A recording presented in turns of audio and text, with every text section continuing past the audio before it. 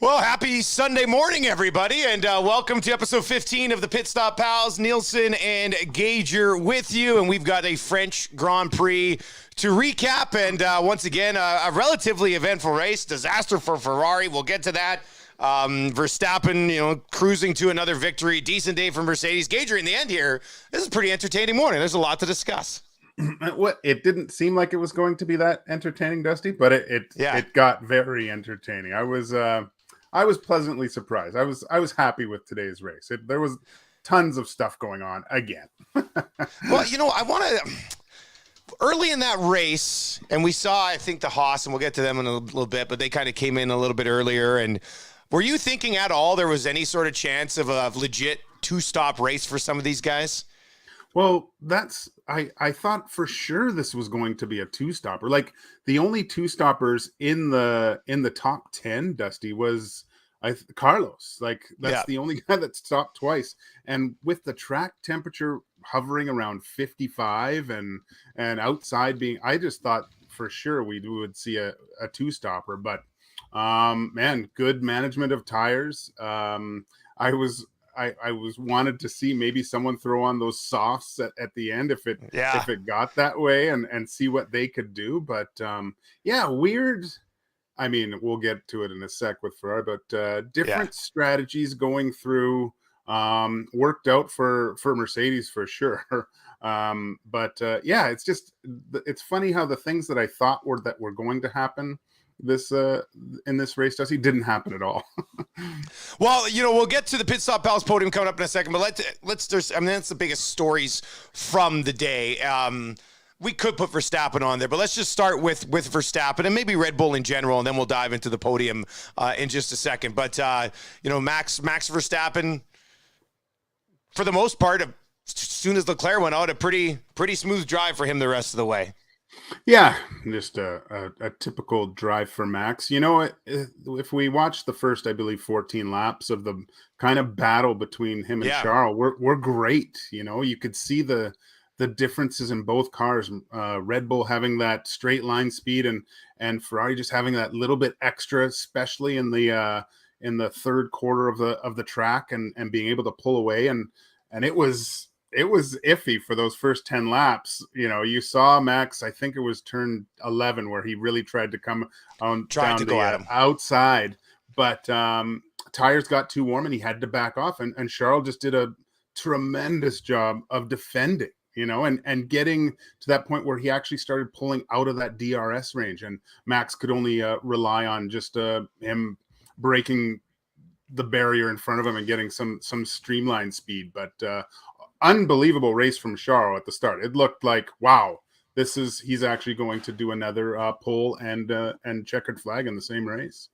When it was all said and done, Verstappen, 25 points at the top. Lewis Hamilton and George Russell rounding out the podium. We'll talk about Mercedes coming up on our podium. Checo in fourth. Carlos Sainz, a great day as far as his drive goes. He finishes fifth. Alonso in sixth. Lando Norris in seventh. Esteban Ocon in eighth. Danny Ricciardo in ninth. And Canadian Lance Stroll sliding in that 10th spot with Sebastian Vettel right on his ass. I like that push right today. It looked like there was some contact on the final quarter.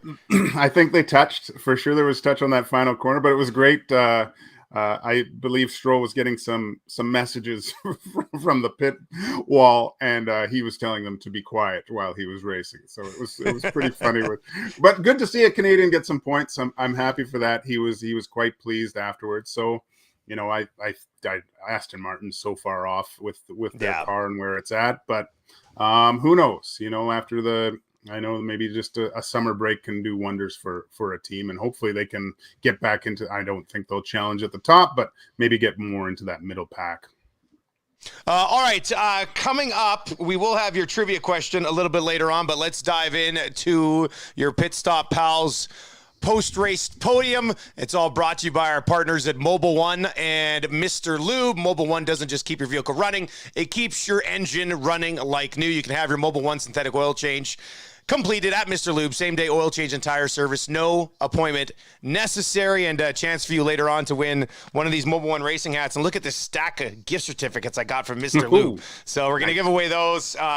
Congratulations to Ryan, who won on the last episode, and more details on that coming up a little bit later on. These gift certificates are valued from $82.98 to $137.98. You can get a standard or a premium oil change. So very nice of Mr. Lube to hook us up with those. But at the top of the podium, I don't want this sounds so lame, but classic Ferrari. Well, again, we'll start with the good. I think with Ferrari, Yeah. and we just mentioned Charles was fending off Max brilliantly with the first part of that race until disaster happens. Carlos finished race driver of the day, which is unbelievable, but it's very justifiable. Holy smokes. Yeah, unreal. Because, I mean, taking the grid penalties to start, moving up through the field, unbelievable race from Carlos. But I just, on Charles' case, man, like I watched the helmet cam a few times at the end of the race, Dusty, and it was just driver error. I think it was a little bit of editing on the channel with him screaming and the throttle. The scream?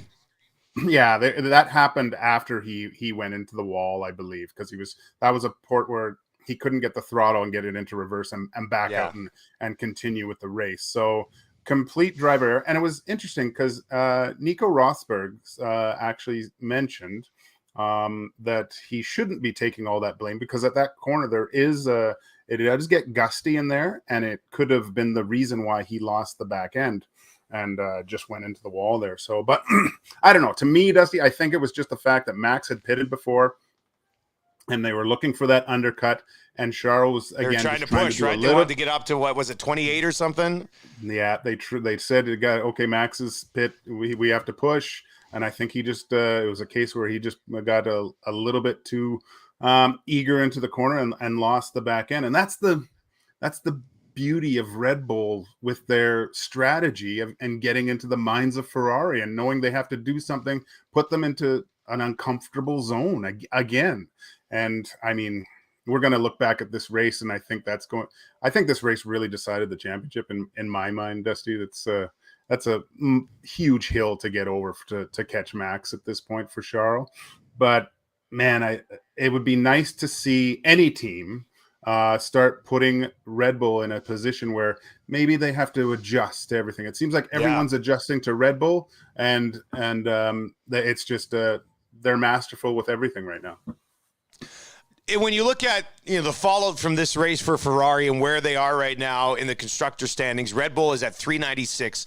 It's an 82-point lead on Ferrari, and then Mercedes at 270. Mercedes keeps getting closer and closer to Ferrari. It looks like it might end up being a really good battle for second in the constructor points, as opposed to anybody really pushing Red Bull this year, barring some disastrous races along the way. But for Ferrari, you're sitting here, you're down 82 points, and you've had a guy who's been leading the race 3 times and had his car not be able to finish. And it wasn't like he was leading and fell back a bit. And then 3 times he's been in first place and his car has died or he is screwed up. And it's just, I mean, at this point for everybody involved, it's just unacceptable, man. Like, you can't, whether it's the team or Leclerc or Carlos Sainz, who's messed up a bunch this year, like, there's so much blame to go around for everybody involved in that Ferrari red. Okay, in my infancy of my F1 fandom, Dusty, I know, but I get more online kind of messages for F1 stuff than I do for hockey, so it's ridiculous. Yeah. But a lot of Ferrari fans are like, "Oh, here we go again," and it's just like, "Oh my gosh, this has been happening for forever." And I mean, look at Carlos; he's battling for third place. And they're telling him to box as he's wheel to wheel with the guy. Like, it's unbelievable. I don't know. What the hell was that? Like, what do we think about overall in general with Sainz? Like, I know there was his right tire had some wear and tear on there, but even the broadcast crew was just like, they've just given up a podium because they didn't think the tires would make it the rest of the way. And I guess maybe they wouldn't have. But when he was flying, and he gets around that third car, and what did he say that one time? They're like, Pitt, he's like, "Not now, fellas." Like, it's just like, yeah. Oh my God. I mean, like, are they even paying attention? It's really I don't know. In my mind, at that point, I go, God, they're really putting all their eggs in Charles' basket right here. When after the last 2 weeks, Carlos has been the better driver, the best driver on track. Really, Yeah. The it's so frustrating to see that, and I'm sure this week when you go into the tech talk and they'll break down the deg of the tires and they can kind of estimate where that tire. I don't. If he would have stayed out, Dusty, I I think think there he wouldn't have finishes been third. any difference because there was a Yeah. 24 gap to Alonso at that point. So Yeah. it didn't make any sense, and they could have. He was on the podium and gaining on Lewis Hamilton. You're right. Even if his tires started to slow him down a bit, he still would have finished fifth because they were 21 seconds up. They were but they were in third at the time. They sacrificed it and then had to work back up to fifth. I have a hard time thinking that he I think it was what Russell would have or Perez would have got like maybe they would have at the end, but that's a long time, and the rate that he was going, that was really playing it safe for Ferrari. And Mattia Binotto said that, you know, him coming in and gaining that fastest lap point, but really, man, did that really even matter? I think he had the fastest lap at that point going in, and I don't think the other teams, because of their tire deg, they couldn't have done anything about it anyway. So yeah, just another weird situation with Ferrari making weird choices at weird times, like having everyone on the pit wall trying to figure out where they're going to be instead of watching the race. Like it doesn't make any sense. Just a ridiculous look from Ferrari. And Yay Collector 68, who won our trivia question last week, he says Ferrari is beyond frustrating. He goes, every week it's something with it. And he said, with the penalty, I don't think Sainz would have finished on the podium, but they had fourth locked up. So it was it was bizarre. Oilers Geek is in and says it's almost like they thought we can make up a 5-second gap by putting on the new tires to try to overcome the 5-second penalty. But even with that, let's talk about that pit stop where that messed up too, where they released him and gave him the 5-second penalty to begin with. That was another massive mistake that they did there. I think it was it I don't know, it was a Williams car that had to lock up and almost hit him in the pit lane. But another silly, stupid mistake. But even with that 5 seconds, I think you still could have rolled the dice and tried to stay on the podium, Dusty. It was okay. So now with Ferrari, we're still the top place on the podium here. We haven't even moved to the second and third. With Ferrari now, Gator, you mentioned, like how they handle Charles Leclerc. And I mean, Leclerc, if he doesn't keep screwing up, he's putting together an okay season. But right now, Leclerc is 170 points in the year. He's 63 points back of Max. So, I mean, that's going to be big. Checo's at 163. And then Carlos Sainz is at 144. He's only 26 points back of Charles Leclerc. That's one more, let's say, Leclerc doesn't finish the race and Sainz wins it. All of a sudden, you're neck and neck again. So to me, that's not like I'm anti-Charles Leclerc here, but I want to see Ferrari give both of these guys the same approach and same strategy moving forward. I'd like to see those two guys go head to head. Well, it's next weekend. That's going to be with Carlos, by all, like hearing him in his post-race interviews, there's a lot of confidence with that guy right now. He was saying when you drive through the entire field today, almost twice, you should feel that way. And even in qualifying, in Q3 qualifying, he gave it up, but he was the fastest car on track. He probably would have been sitting on pole if he could have gone, right? So obviously he helped Charles solidify his pole position in Q3. But wow, this is going to be going into Budapest. This is cool. Like if Carlos can close that gap to Charles, that's a lot of time to think about. Well, are we going just who's best on that day for Ferrari? Are we still kind of leaning towards Charles for a few weeks in summer break? But man, he could really make the decisions tough on the Ferrari team going into the summer break for sure. All right, let's move down to the second spot on the podium, and coincidentally, that's where they finished 2 and 3. Mercedes' first double podium of the year. I think it's the 4th straight podium for Lewis Hamilton. He'd had a bunch of 3s, and now he gets his first second place of the year. George Russell, and this was an interesting race for Russell because we talked about in the first part of the season, Russell just kind of cruised along, not get involved in anything, and finished 4th or 5th. Today, that back and forth with Checo late, that was some fun racing, man. I thought. I don't know what happened. Checo fell asleep there, and Russell just whipped right by him. That was something else. So I loved that he was getting his nose out of joint, and Toto had to come on the radio and tell him to calm. Hey, settle down, kid.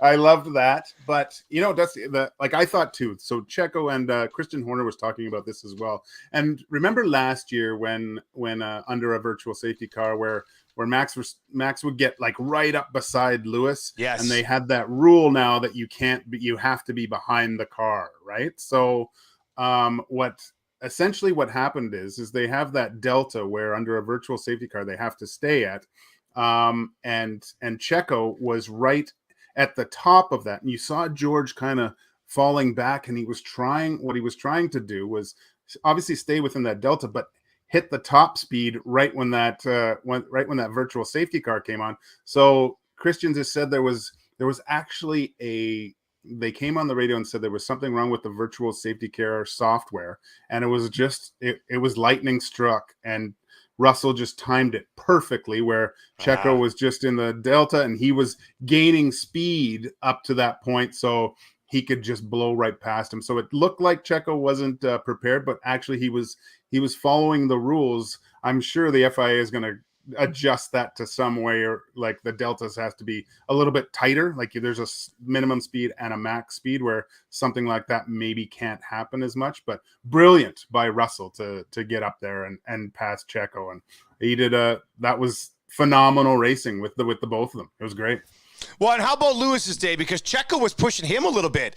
Right at the beginning of the race, both Red Bulls were in 2nd and 4th, and they looked like they had the pace. And Charles was able to hold off Verstappen, which really did surprise me. And then I thought for sure Checo was going to make a move on Lewis at some point, and he also didn't get that done. And then saw later on in the race, Lewis didn't have the pace to stick with Verstappen once Verstappen got that clear air in front of him. So, from Hamilton's day, a little bit of a battle early on. You won it. And then you kind of just settled in. Nobody was catching you, and you weren't catching the guy in front of you. But, he seemed very happy after listening to him. He's like, very good race, guys. In this heat, I'm really happy with what we did. And so, I don't know. I think he's got to be pretty pleased. It just keeps getting a little bit better and better. Without water, too. His drink didn't work, I guess. So he must have been mentioned very thirsty. But quite quenched, I think, after that hot race. But it was... I have the dual screens going, Dusty, and I'm looking at the lap times. And I'd say within that middle, laps 20 to 35, and looking at the lap times, Lewis was actually gaining on Max. He had a better race pace. Yeah. Just a little, they were coming off. And I think it got to the point where he was pushing, and then he realized, you know what? We're doing a one stop anyway, so he had to take care of the tires a little bit better. And overall, I don't think he had the pace that Max did. But and Toto was talking about it afterwards too. It's funny, even in qualifying, how it takes them a while to get the tires in the proper window. And it seems like they're not good on qualifying, but it seems like they have that middle race pace that's comparable to the top 2 racers. So it's something it looks like it's puzzling towards Mercedes that they can find some really good race pace for a certain amount of time. So, but they just have to get that, and once they get that qualifying to a place where they can get up to pole and possibly just stay out there at the beginning, because they do have the pace at a certain point in the race to possibly match Ferrari and Red Bull for a short time, it seems like. But man, there's still, that's got to be most encouraging for Mercedes. And what's funny is we were talking about how they brought all these upgrades, and we were thinking, oh my God, they're going to be up there for sure. And then qualifying hits and they're way behind. But as they finished the race, they finished at 2-3, like we thought they might. So they gotta put a feather in their cap for this weekend for sure. Yeah, I think they got to be pretty happy with it. Third spot on the Pitstop Pals podium today. You want to go with K-Meg? An interesting day for Kevin Magnussen. Man, he was the first thing I wrote down on the board, Dusty, was K-Mag, what a start, right? So that was the first thing I wrote down because he just blew past everyone. And Yeah, it was crazy. Haas has been having great weekends so far, and I thought, oh my gosh, is Haas going to battle in the middle pack here again? But unfortunately, he didn't finish the race. Had some great moves. And the one Haas is bringing their upgrades to Hungary, so I'm really excited to see what happens there, because overall disappointing for Haas this weekend. I was looking forward to maybe them getting into the points and battling for sure, but because their car does have there's something there with it, right? Without any upgrades, they've found something for sure. Hopefully these upgrades don't set them back a few paces. All right, that is your Pitstop Pals Podium, brought to you by Mobile One and Mr. Lube. Have your Mobile One synthetic oil change done at Mr. Lube. Same-day oil change and tire service. No appointment necessary. Gager, what else is on the board over there today? What else do you have there? I did have Alonso. Fernando had another awesome race, and there was one point on the radio where I believe Norris was catching up, and Fernando with the boss move. Basically, I'm paraphrasing here, but let them catch up to me. I'll heat up their tires, and they won't be able to pass. So just he's awesome just toying with everybody. Hey, he's like a great white shark. This guy, he just lurks in the weeds and waits for someone to make his mistake and hopefully capitalize. And I'm.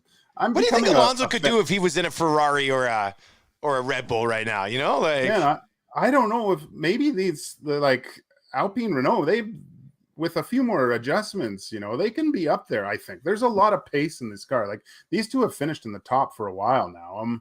I would say outside of the big three teams, Alonso's, in my opinion, probably been the best driver. I know he's a little bit lower down the standings than like Lando and stuff, but I think especially in the last month or so, like, it seems like it's always those top six, and then Alonso just seems to be factoring in one way or the other in most races. Well, look, they're in fourth place right now. They were tied with McLaren going in. Now they've 93-89, right? So another huge weekend for that. I thought Norris had a great first couple of days. He said his car just didn't have the pace. Ricciardo finishing ninth was, it's the same result as I believe last weekend. But man, it's I'd love to. Alonso, he intrigues me. Just his experience in driving and the tracks and how he handles himself, and he's in a pretty good car. I think he passed the most kilometers driven by an F1 driver this weekend. So congratulations to Alonso. I think he's the guy. If I had to party with one F1 driver, I think I'd pick him. I think he would probably be pretty good as well. Anything else on that board over there? I got a trivia question before we wrap, but well, let's see. I just I was waiting for Crofty to say "through goes Russell" when he passed Checo there. That would have been good. That would have been really good. I already talked about Hamilton. Alfa Romeo, I guess, was my biggest disappointment, seeing Bottas not do well and non-factor today. Nothing. I don't know if they mentioned him once. They're just it. It was such a promising start of the season for Alfa Romeo, but again, there's that Ferrari power unit seems to be having struggles with Alfa Romeo, so we probably will see some grid spots because of changes to their setup too. But yeah, I was kind of disappointed. Bottas, I swapped him to put in my pool, so I was more disappointed just with my pool of him. But that's probably the only reason I was paying attention to Alfa Romeo this weekend. But this is next weekend before the break. I guess this is a huge weekend. I'm really interested to see what. Again, I just think Mercedes is what they're going to do. I have very little faith in Ferrari right now, Dusty.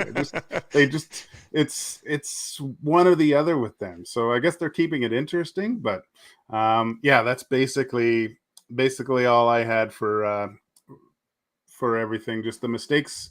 Great start for Ferrari and just falling apart at the end. Just again, Ferrari fans, I feel for you. All right, let's wrap up with our trivia question from Mobile One and Mr. Lube. You'll get one of these Mobile One racing hats like Gage and I have, and like I pointed out a little bit earlier, you're going to get one of these gift certificates from Mr. Lube as well, valued up to $137. Last week's question, Ryan ended up getting it correct. The question was, which late 80s movie was Keanu Reeves a drag racer in? And, of course, the answer was Parenthood. And a young Joaquin Phoenix watching a lot of porn, if I remember correctly, in that movie. Oh, it's his big thing, wasn't it? Yeah. Young Joaquin Phoenix. Yeah, just a little guy. Very young. Yeah. That takes you back a little bit. Anyway, today's French Grand Prix wraps up today. We don't know when we're going to see another one. So the question is, and you might have to look it up. You might not, depending on how long you've been watching Formula One. But who holds the record for French Grand Prix victories? All you have to do is slide into my DMs and give me the correct answer. You'll go into a draw for one of the hats and one of the gift certificates. Who holds the record for most French Grand Prix victories? And I had it here. It is 8. Somebody's won 8 of these things. You can probably guess who, but 8 victories in the French Grand Prix. Slide into the DMs. Let me know who that is. And, boy, we'll be back breaking down another race next weekend. Gager, I love the back-to-back weeks, man. We got to have more of them. Oh, it's good. We got to soak this one up too, Dusty, because then it's I know that summer break. We'll still get our news and notes episodes. Come on now. Yeah, we will. There'll be a lot of tech talk. A lot of tech talk. Yeah. Maybe we'll go into the break-in.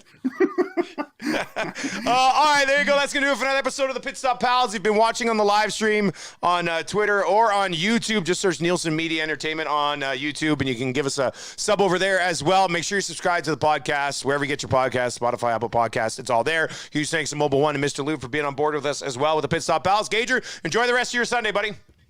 You too, buddy. Later.